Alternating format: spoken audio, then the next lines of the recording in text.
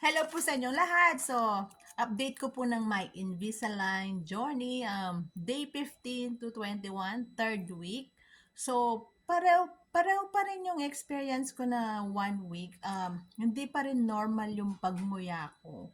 So, tapos paggabi, tight sila. So, hindi na ako nag-vlog ng everyday. So, every week na ngayon, next time, every month. So, ayun, 1 week, hindi pa rin sila normal na pag ngumunguya ka, pag kumakain ka, nag-adjust na sila. So, yun ang naging experience ko ngayong third week. Tapos, nasasanay na akong gamitin yung paano ba yun, yung pang-alis. Nasasanay na akong paano sila alisin. Nagiging madali na para sa akin. Tapos yung pag binabalik mo after mag-toothbrush, okay na rin yun. Di na sila masakit.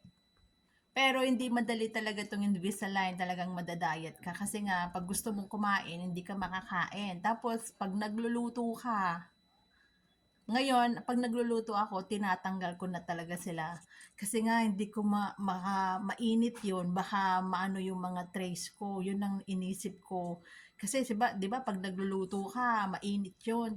Dapat alisin mo talaga. So, ngayon, ginagawa ko, inaalis ko na talaga. Pero, naka-timer yun. So, tip ko, pag nagta-travel kayo, dalihin nyo yung case nyo. So, doon nyo ilagay. Pag kayo, doon kakain kayo, aalisin nyo, syempre, lalagay nyo sa trays. Tapos, magdala din kayo ng toothbrush or dental floss or mouthwash. Nasa inyo yon kung ano yung gusto nyo dalhin. Tip ko sa inyo yon, dalhin nyo yung case, yung toothbrush nyo, toothpaste, dental floss.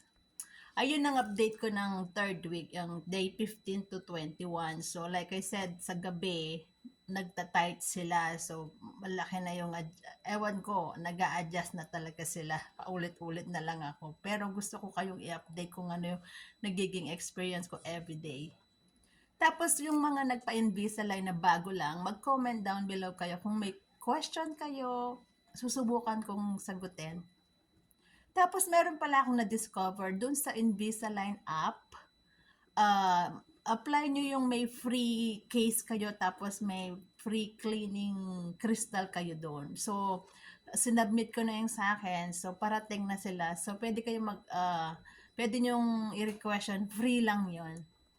Okay, yun lang ang update ko ng third week, day 15 to 21. So, update ko kayo maybe next week or next month. Basta update ko kayo kung may katanungan kayo, comment down below. Thank you for watching. Update ko po kayo ng day 22 or something. Thank you.